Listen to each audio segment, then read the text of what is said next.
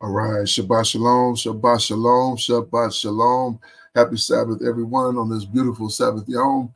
It is another Sabbath Yom that the Most High have brought forth for us on this beautiful day that He has set apart for us to keep our focus on Him and on everything that He have set up for us. You are live and direct with your Akazaki Yahoo. And I am joined this afternoon by my most esteemed Akinanaya. Shabbat Shalom, Aki. Shabbat Shalom, Aki. Shabbaton Yasharal. Call Halal Yahweh. Bahashem Yahweh Shah. Wahar Wakakwadash. Barakatah. Yes, indeed. Our praises to the Father, Yahweh, in the name of His Son, Yahweh Shah HaMashiach, and to the set apart Spirit of the Most High. Praises to all, and bless you all. Bless you all. It's like I said that wrong. Bless you all. Indeed. So it is another Sabbath Yom. Just happy to be here again for another Sabbath. We are here for a video review. We got a rather lengthy video review for everyone, so we're gonna go ahead and get directly to it.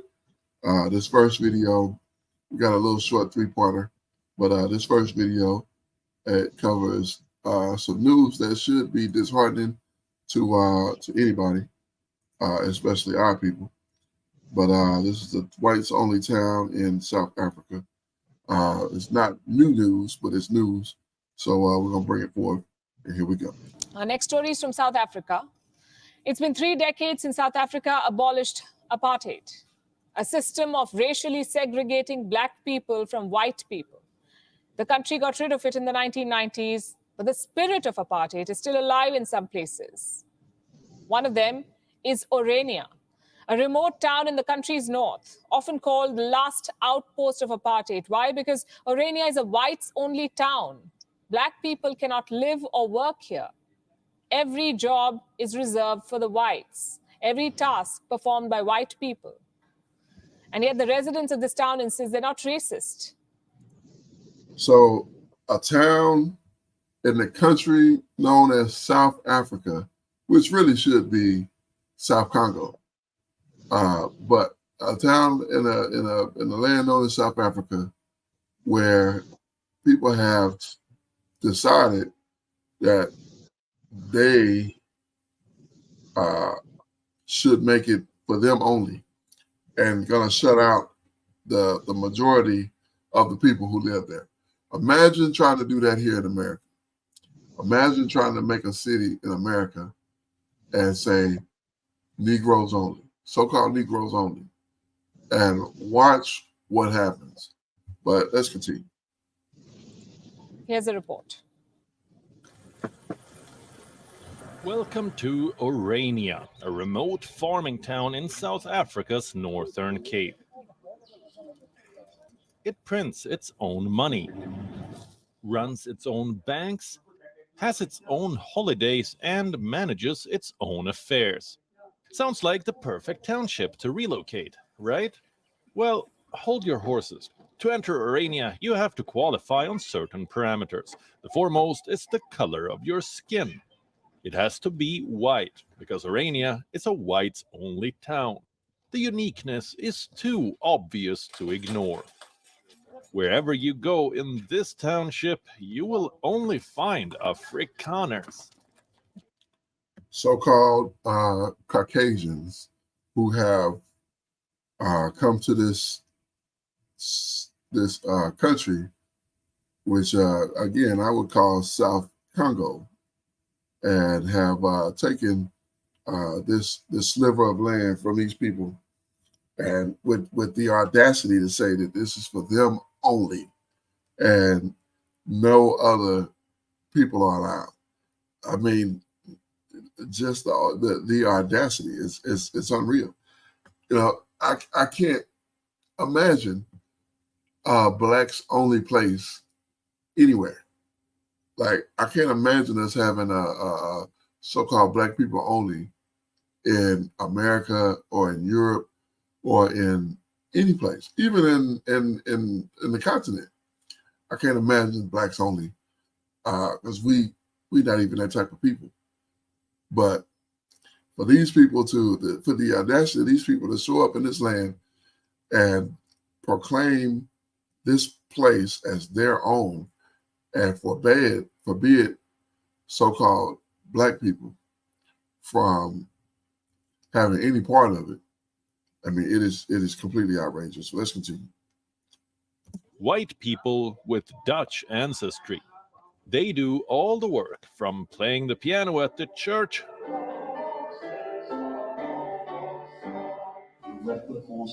to reading out the Bible to believers, to running the kitchen at a restaurant. So they read out the Bible. So they read their own demise, and they feel good about that. I mean, because the scripture clearly says that what they're doing is completely unreasonable, and to the people that they're doing it to is even more so unreasonable. So I don't know what they're reading, but let's continue.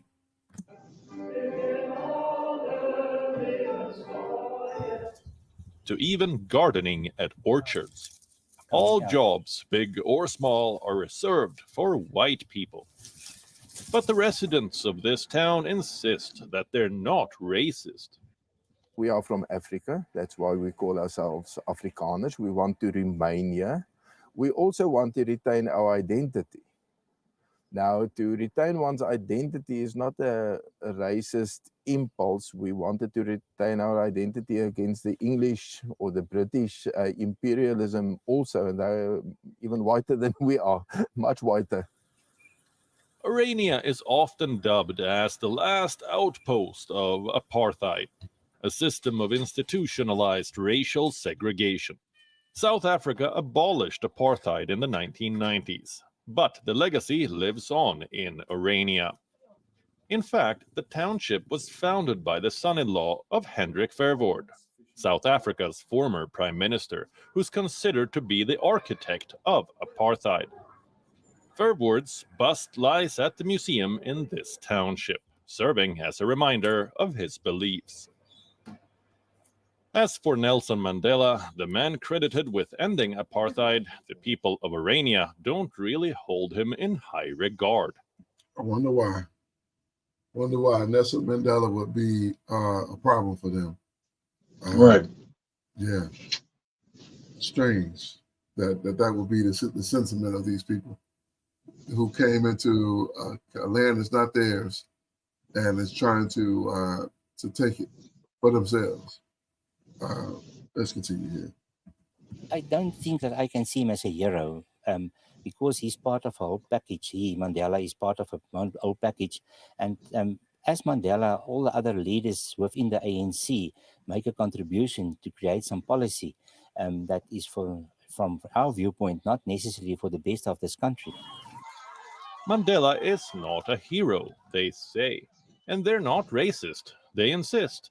So what is this town all about? An attempt to protect their culture. The culture of theft. That's what the culture they try to protect. But it's not over. That's why I've not cut it off yet. But let's continue.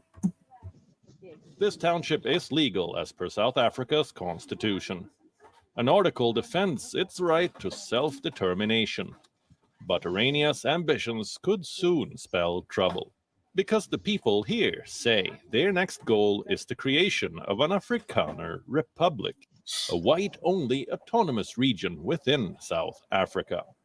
Bureau Report, We On, World is One. A whites-only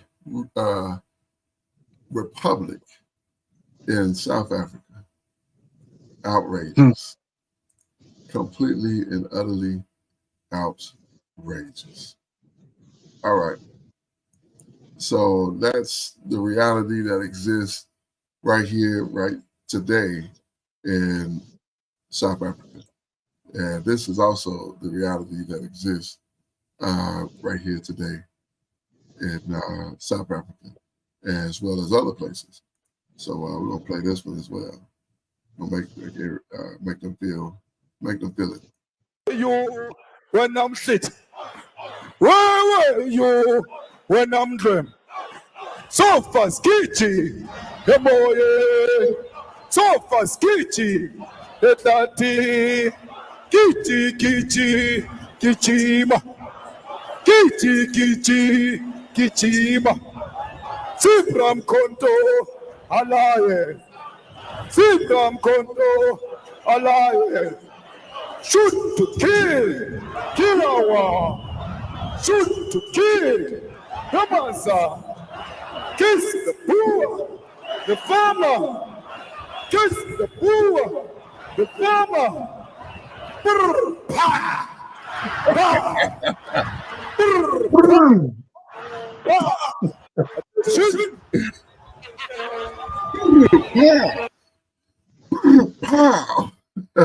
God. So that EFF that he's the chair of. It's a political party there in South Africa, and it stands for Economic Freedom Fighters.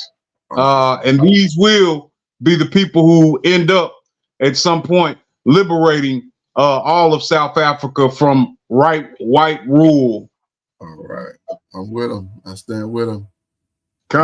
Side by side. And yeah, Hazaki Yahoo was with that. Put my stamp of approval on it. Yeah. And his name is Julius Malema. I need to be over there with Julius. And yeah, need to be over there.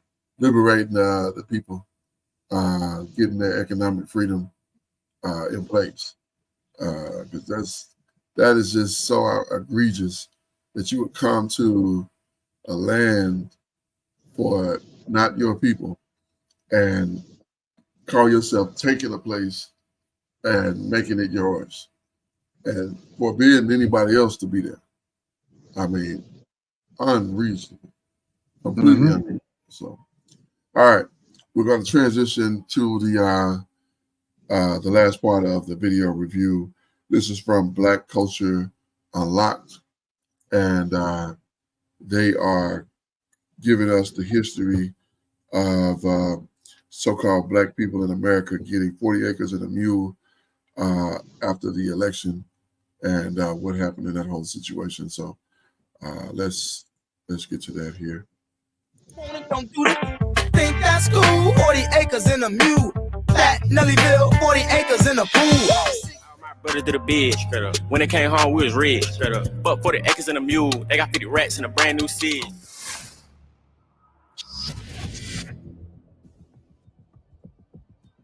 Black Americans getting 40 acres and a mule after elections.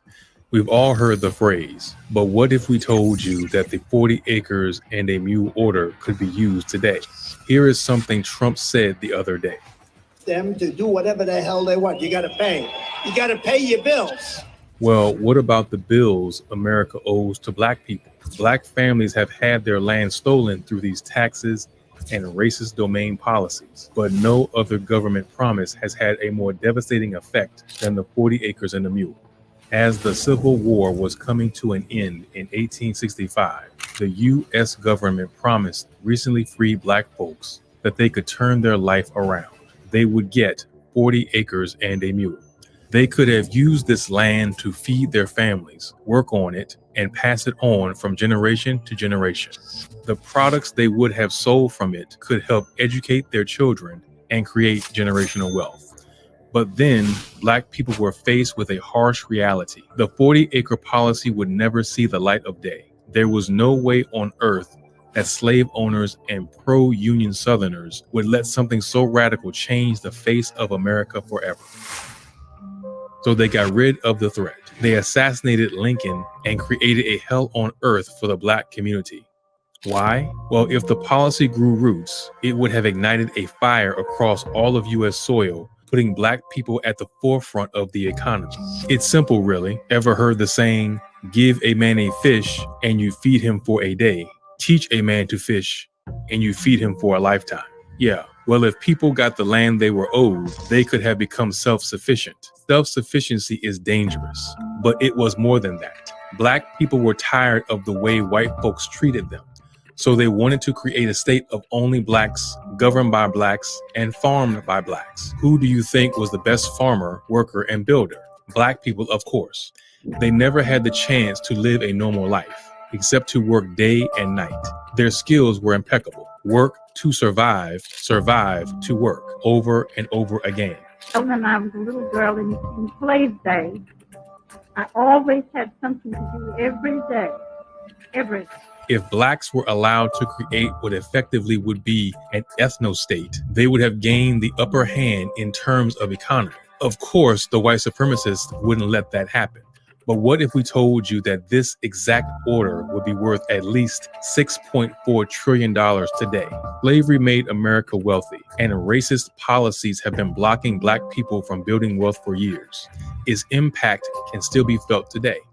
Farmers and other black landowners have repeatedly been targeted to have their property taken. Do you think that you would have been that much further ahead if you were one of your white counterparts? Oh, yes. We would not have lost the land. We would have gotten the loans and the services that all farmers should get through the government. The question is, how would these reparations look now? People can't just seize land without compensation. This is not the Reconstruction period. The 40 acres and a mule promised black people that the Georgian coast and South Carolina would be left to them. Basically, a huge chunk of the South included the land that stretched from Charleston to the St. Johns River in Florida. The area was so massive that it would have had a detrimental impact on American families. There is no way to get that land back, even if it used to belong to black people. Does that mean reparations should be done via bond investments of their current values and then divide them between the descendants of slaves? Some people want land, others want money.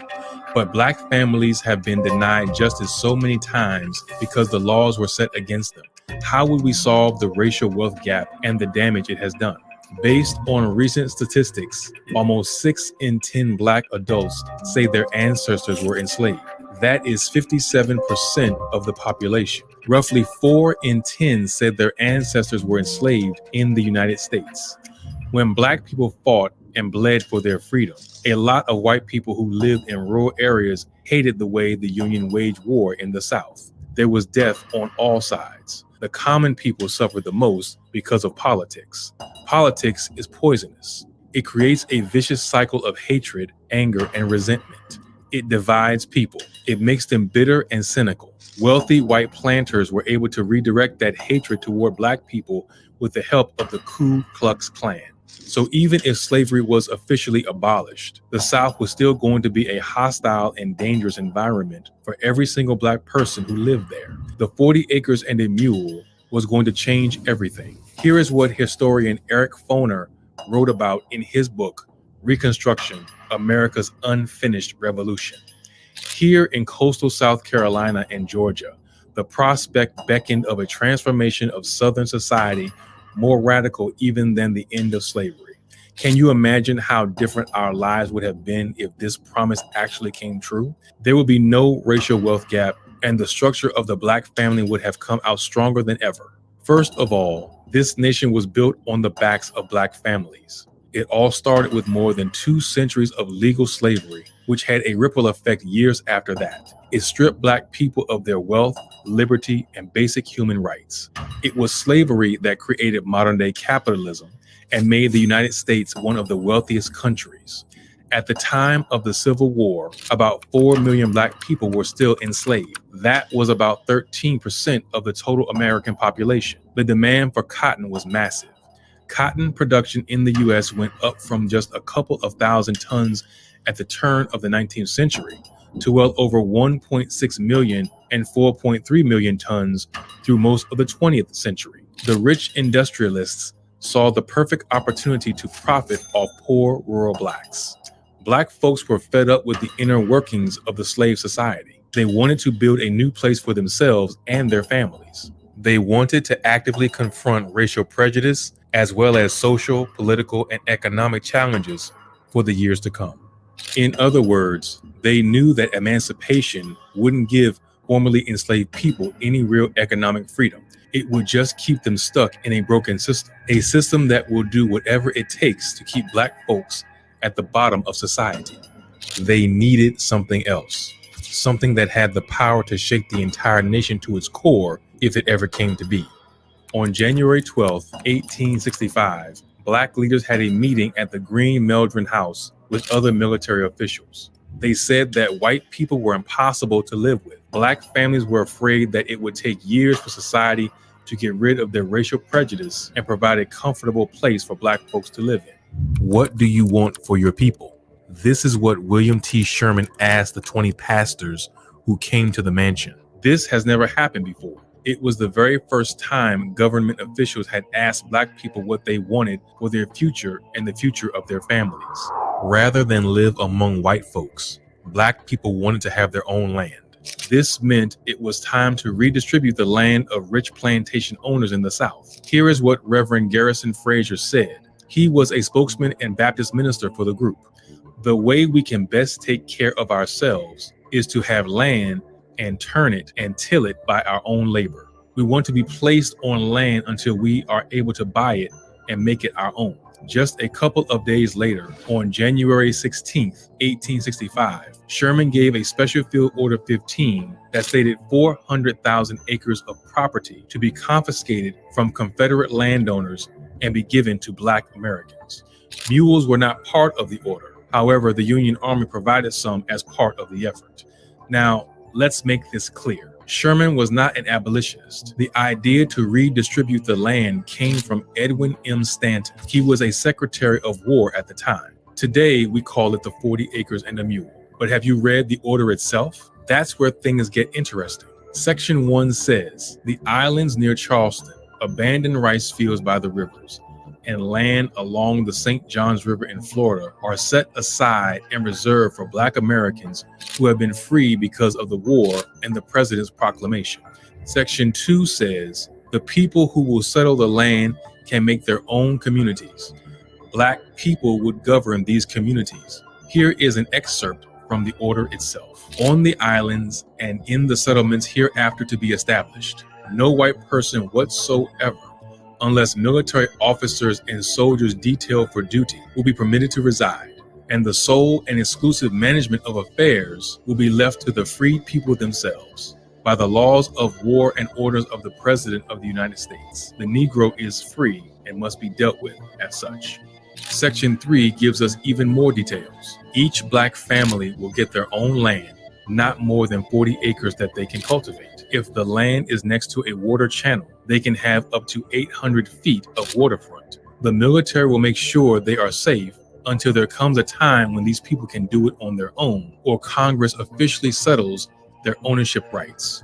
Nothing was in the order about people getting a mule with the land. However, some families did receive mules from the Army because the Army had excess mules that were left from the war. Not only would this order give Black people a better life, but it would also break the power dynamic that slaveholders in the South held, the power that shaped the country and the way society viewed Black people. Everything was going according to plan. The Union generals divided plantations into smaller settlements so Black Americans could make use of them. Those who settled there started working on their land right away. About 1,000 people settled on Georgia's Skidaway Island. By June, 40,000 out of 4 million freed slaves received their end of the bargain. But well, you guessed it, the public was furious. They literally lost it. Confederate sympathizers and rich Southerners believed that General Sherman was out of line. The land that he promised to the Black people was not his to give. It still belonged to the plantation owners, so it had to be revoked. If the government wouldn't do it the easy way, they would do it the hard way. That's exactly what happened. Lincoln was assassinated on April 15, 1865. President Andrew Johnson revoked the field order and the promise was broken. Confederate owners got their land back, but they also got hungrier and thirsty for revenge. They wanted to make sure that Black Americans would never put them in the same situation again. From 1887 to 1892, 9 states enforced laws that would segregate America. It was the start of the Jim Crow era. A farmer without a market to sell to will never become economically independent. They would need to work more and for less money. Why else do you think the white slave owners would try so hard to terrorize former slaves and deny them the right to own land even long after the war ended? Because once you make a black person dependent on the system, you can exploit them in every industry, whether that meant in the iron plants, cotton plantations, carpentry, or anywhere else. The Reconstruction period was so bad, it set formerly enslaved black people back at least 150 years. No policy, no laws, and no government efforts have been more damaging to black people than the Jim Crow era. It tore black families apart. The black people who lived and worked in the cotton fields were abused in every way you can imagine. To make matters worse, those who lived in the 1900s were seriously affected by a beetle called boll weevil. It brought the cotton industry to the brink of destruction. For years after that, even today, black people would fight to get their land back. So what happened to all free black people after the Civil War? Well, they still had to support themselves. So in many cases, they ended up working for the same families that enslaved them in the first place. The crops needed tending, work had to be done, and money had to be made to survive. But what the Civil War changed was that it created a new chance for mobility. If the former master was evil and cruel or didn't want to pay, black folks now had the opportunity to move to a different farm and try to find work there. The best boss, wage, or working conditions didn't exist. Racism and local corruption were widespread. Still, black folks could move on to another town. Other than farming, black people could find work in different industries depending on the location. Florida, for example, was great for the timber industry. Major exports from the first railroads came from there. Factories needed skilled personnel, and coastal cities needed dock workers. There were factories all across the South and the North. From the 1910s until the 1970s, many black folks moved to the North. They wanted to get better jobs and live better lives. The North, in that sense, gave them some comfort. It wasn't paradise, but it was much better than the South. With the Industrial Revolution, people were also eager to learn. Education gave them hope for the future and the possibility of better income. It allowed them to gain political power. It helped them to think for themselves and establish their own institutions. But the boot of oppression was so strong that it took decades for black folks to get treated like normal people instead of being seen as second-class citizens. White racists burned down their schools and tormented and vandalized their homes. Lynchings were common. Beatings were common. Every possible horror you can imagine was common. The KKK would just come up to your house and set it on fire and kill people in the middle of the square because there were no consequences. This kind of ideology made it incredibly difficult, almost impossible, for black people to own land. And despite all of that, black folks still didn't back down. Oh no, they came back stronger than ever. Records from 1910 show that more black Americans became landowners in the history of the U.S. About 210,000 black people own more than 14 million acres of land. The peak of black farmland ownership happened in 1910, when black folks owned 16 to 19 million acres of land. But this figure has gone down to less than 3 million acres today. In fact, black farmers make up little over 1% of all U.S. farmers. So, what the hell happened? Here is how the Federation of Southern Cooperatives explains the whole thing. The causes of underutilization and loss of rural black land are numerous and complex, but none is more notable than heirs property. The United States Department of Agriculture called the heirs property the #1 cause of black involuntary land loss. Heirs property is formed when the person who owns the land dies without a will or any type of estate planning. The will, as you already know, is made while the owner is still alive. The thing is, most, if not all, first-generation black landowners couldn't get proper legal help.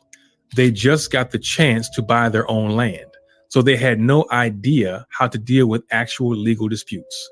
When there is no will, the land gets passed down to the heirs. Over the years, it becomes more and more difficult to prove who really owns the property, especially when the name of the original owner is still on that paper and that person is long gone. To resolve the ownership issue, Black people had to pay thousands of dollars and waste years of their lives. They had to track down their family tree, do land surveys, and find many other documents. To get over this, they had to hire a lawyer. If they were lucky enough to get a good lawyer who would defend a Black man or a woman, they still had to spend an absurd amount of money. It was a kind of money that people didn't have.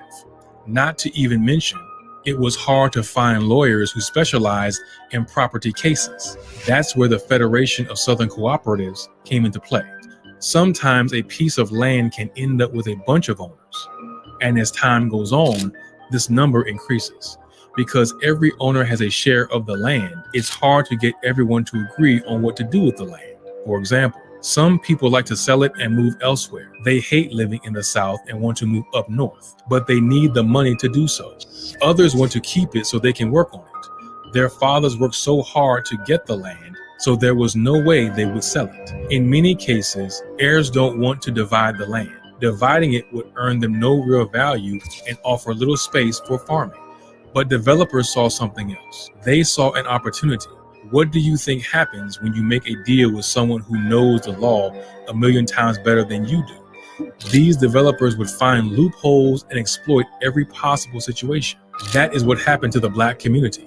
Developers purchased the interest of one heir and would then force land sales in court. To decrease this kind of exploitation, 18 states passed the Uniform Partition of Heirs Property Act, but it was already too late. When heirs property owners wanted to farm the land, they faced serious obstacles time and time again. Black families were excluded from USDA programs because of racism. The system was just built that way. At the very same time that America refused to give the Negro any land, through an act of Congress, our government was giving away millions of acres of land. If you needed to get help from the USDA, you needed something called a farm number. Now, for this farm number, you had to have control of land or proof of ownership. These were two things that Black people usually didn't have. So Black families lost much of what they'd earned and were once again back to square one. Just think about it. Why is it that every time Black people succeed in something, they have to take 10 steps backward? That initial meeting at the Green Meldrum House completely changed how white people saw Black leaders.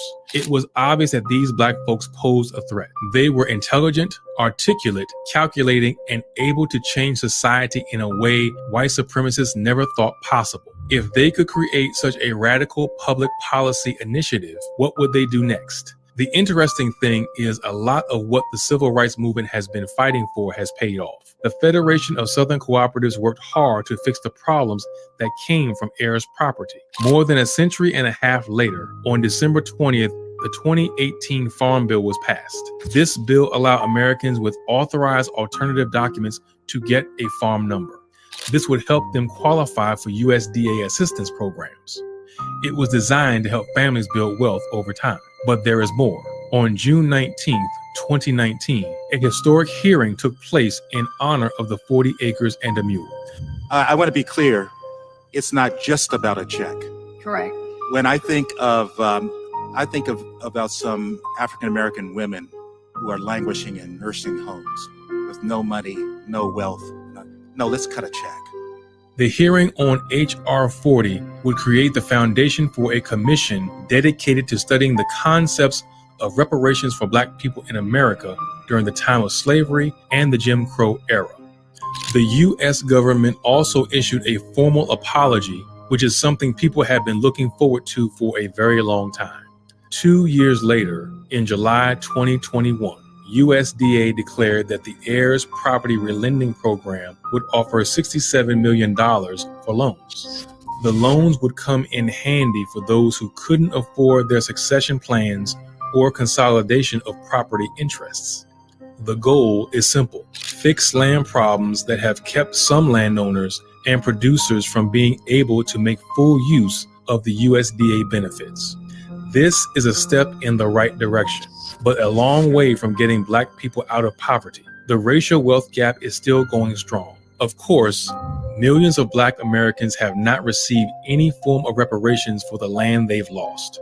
The question is, What would the 40 acres of land in a mule be worth in today's money?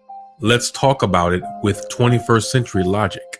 Many people don't want mules, but just for the fun of it, if you Google the price of a mule, the average cost is about $9,000. It can go up to $60,000 depending on the breed. Some can cost a lot more than that. Land is a different story. 40 acres of land can be worth millions. Land prices in the South are very high in certain parts of Florida, like Miami or Orlando. Popular urban centers like Texas and Austin have higher prices per acre because of the high demand and limited available space.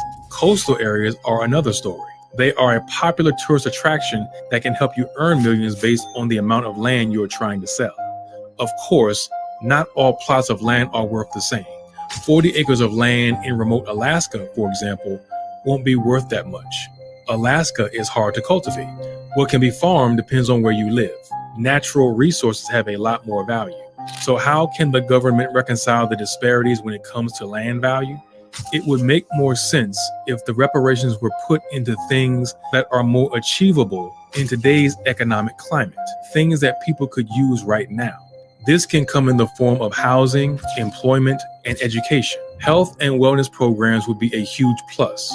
Now we see a lot of Black neighborhoods that continue to struggle. Poverty is a significant issue, which is why many believe that Black people should still be paid, even if what happened was years ago. Ukraine got $113 billion and they are in a different country.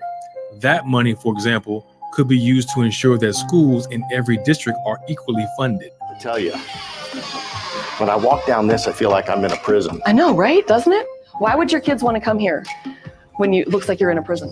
Everywhere around the country, you can see school districts where Black students of poor income households go that are facing serious funding gaps.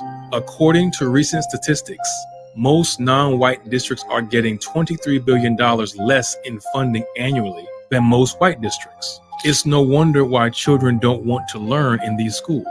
Reparations can come in different forms that can benefit not just Black people, but Americans as a whole, regardless of race or color. For example, creating AI and robotics training centers where people could learn how to deal with the upcoming job crisis that the rise of artificial intelligence is going to create. Now, a lot of people will argue about this idea. They would say what is done is done. We can't fix the past, but we can look forward to the future. And there is some truth in that. It's not easy to get reparations for anything. That's because every enslaver and every enslaved person is long dead. It's not easy to get reparations for anything. That's because every enslaver and every enslaved person is long dead. The people alive today don't owe anything to society because of what their ancestors did. It would be unconstitutional to punish all white people for the sins of those who died 100 or 200 years ago. They would say the hard times have come to an end and that we need to move on. But that doesn't mean that the blood spilled would go unnoticed. We are talking about millions of Black Americans who've had everything stolen from them. What do you guys think? Does every single Black American deserve reparation? What would the perfect case scenario look like? Let me know your thoughts in the comments below. Thank you for watching. All right, so that was brought to us by Black Culture Unlocked, and shout out to the brother for making a dynamic video and cluing us in on the 40 acres and the mule situation that occurred with after the Civil War. And they decided instead to get rid of Lincoln and to not follow through on that situation. So nevertheless, we're still here. We're still here. And the Most High still has us, and we still have the ability to thrive and to live and to come back in this day and time back to the power that we knew from antiquity.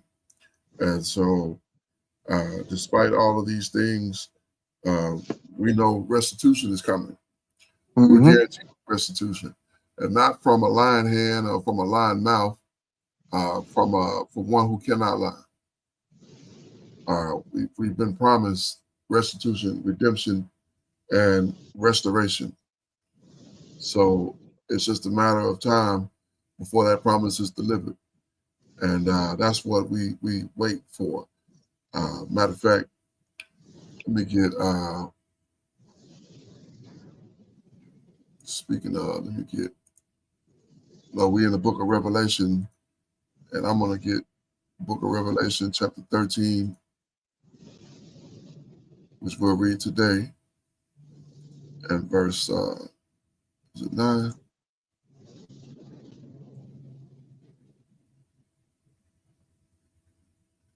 I believe that's what I want. Slack it 1 second. Let me get to it. 13, I believe it's might be 5 off the top of my head.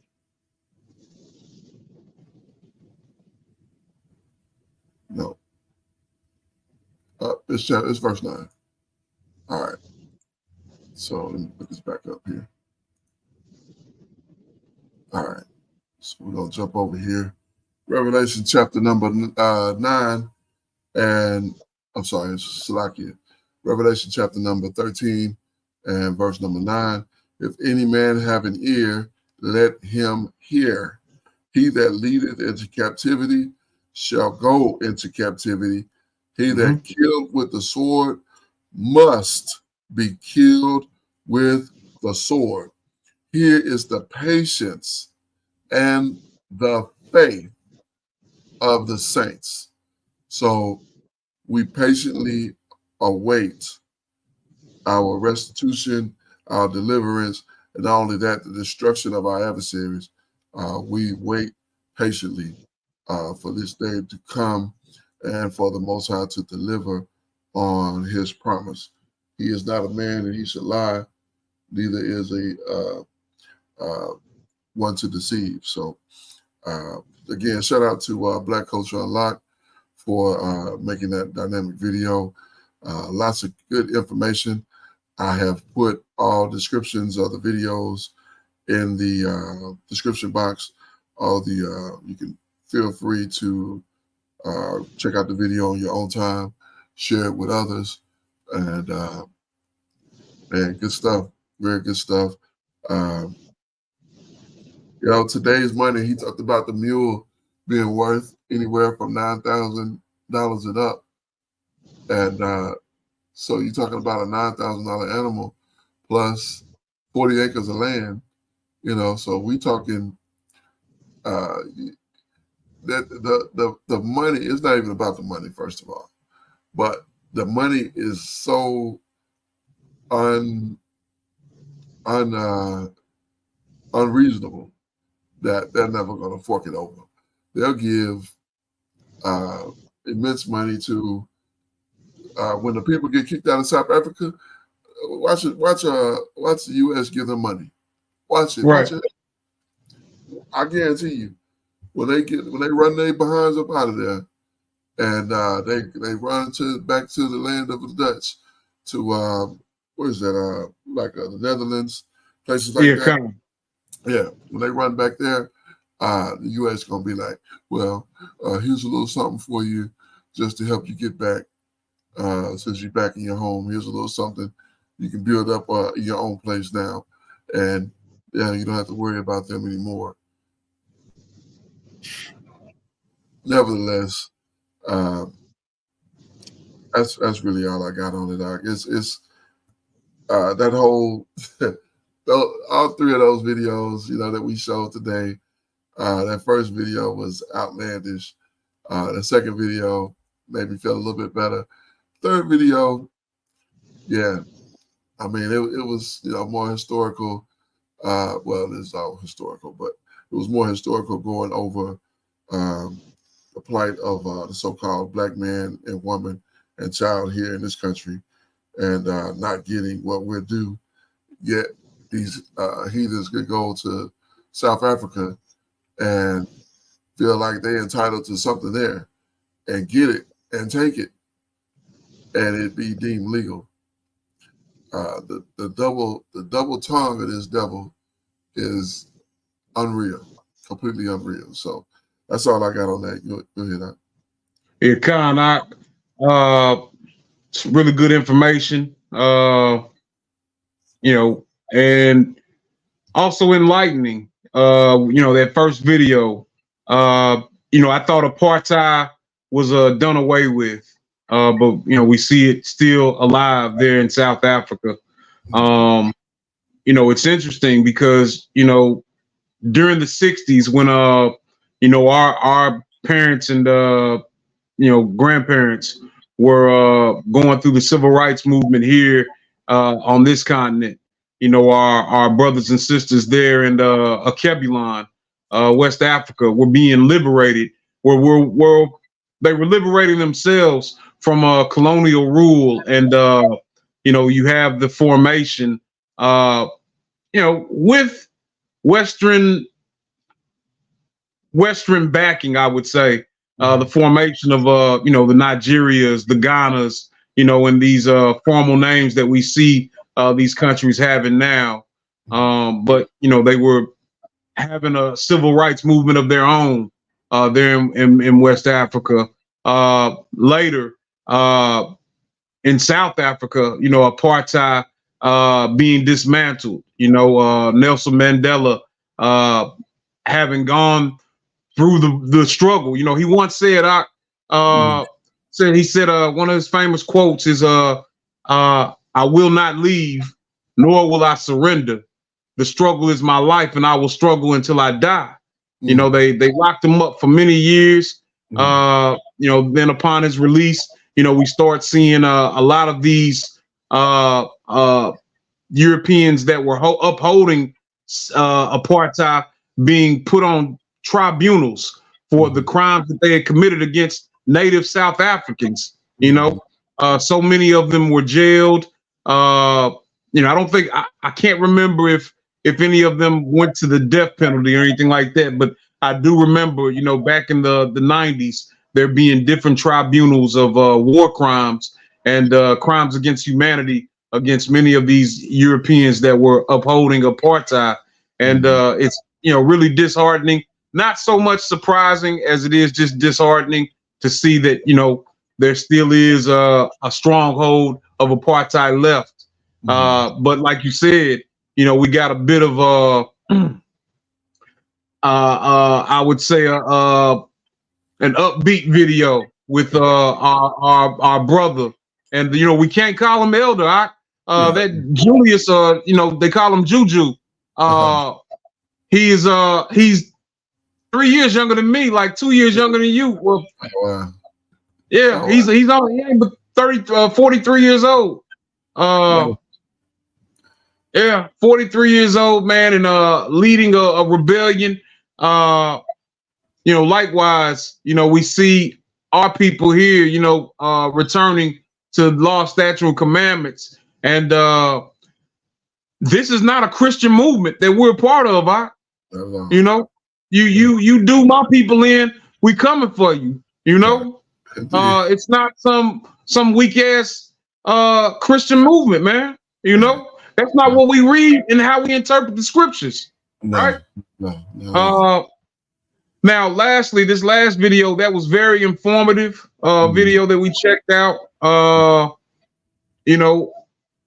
Day in day goes in. Day in and day out. Rather, it appears that we're getting closer to a reparation being delivered. I'm not so sure and sold on it. I see from the signs that I see in the world, it appears to me that the Ab is setting up to get it back in blood, and perhaps both. Perhaps it would be monetary as well, and we read that in scriptures as well. Like they're gonna bring their goods. They're gonna bring their goods. Indeed, indeed. You had mentioned these Dutch settlers being given reparations when they leave, and that's not so far fetched. And the reason that I say that, the Japanese who were oppressed during World War II and put in jail during that World War II movement here in America, they were given reparations. The Indians or Native Americans, for their plight, that they've experienced by these European powers have been given reparations. The Holocaust survivors for what they went through have been given reparations. Slave owners from the 1860s, when they lost their slaves, were given reparations for the people that the bodies of people that they lost. So this is well overdue. We spent billions on the Ukrainian war. It's 43 or so, probably more than that, probably more than 43 million so-called African Americans here in this continent. Let's say it's 50 million. They could have given 5 million to each of us with what they spent in the Ukrainian war, in aiding them. So we also know when we read in the book of Shemot how the Most High says that, I'm going to harden Pharaoh's heart, and it was all for their destruction and their hurt. I was going to get it back in blood, man. Yes, indeed. Yes, indeed. And that's what we got to look forward to. Here's the patience and the faith of the saints. The saints are the children of Israel, and we patiently await the destruction of our adversaries and the restoration of our people to our place and our land, to our place in society and to our land. And we know the Most High will deliver, because he is not a man that he should lie, neither the son of man that he should. What's that last part of that? I'm slipping my mind. He's not a man. Not a man that he should lie, and not a son of man that he should repent. He should repent. Yeah, is that right? there it is. That's it. Kind. All right. For praises to the Father. We're gonna close it out here, and we got a great wrap up this evening for the text. We're gonna read through chapter number 12 to chapter number 22, the book of Hazon, and that'll finish this study that we've been doing. This going through the scripts that we've been doing, and praises to the Father to make it all the way to the end with diligence and with perseverance, and with mostly with the Spirit of the Most High that have kept these brothers together, doing this work and being edified by this book, by the teachings of this book that the Most High have given through his set-apart prophets as well as our ancestors. So praises to the Father. We'll wrap that up today as we are here to do so. And I'm going to close it with the book of Ecclesiastes, but because this is special, because of this beautiful, wonderful song that they gave, we're going to close it out with that song as well. So it was such a good feeling to hear. Praises to the Father. Book of Ecclesiastes, chapter number 12 and verse number 13. Let us hear the conclusion of the whole matter. Fear the Most High and keep his commandments, for this is the whole duty of man. The book of Ecclesiastes, chapter number 12 and verse number 13. Let us hear the conclusion of the whole matter. Fear the Most High and keep his commandments, for this is the whole duty of man. It is so very important, so very imperative that we understand that in the conclusion of the whole matter, we are to fear the Most High and to keep his commandments, because this is the reason that we were made. I am Ya'akazaki Yahu, joined by my most esteemed Ak Akenanaya, giving all praises, honor, and great esteem unto the Most High Power, Yahuwah Bahashem, Yahushua HaMashiach, and to the 12 tribes, all 12 tribes who are scattered to the four corners of the earth. I say Shabbat Shalom and Shalom Wabarukim. That is happy Sabbath and peace and blessing. And I cannot wait to the day that the Most High brings us back together, and we are once again 12 tribes, one family, one nation, under the Most High power, under one covenant, and back in our own land. Until that day, Shabbat shalom, family. Shabbat shalom, Mr. Pakai. Praises to the Father. Now we're going to kiss the bull, the Boer. Get him up out of there. You when I'm sitting. Where were you when I'm dreaming?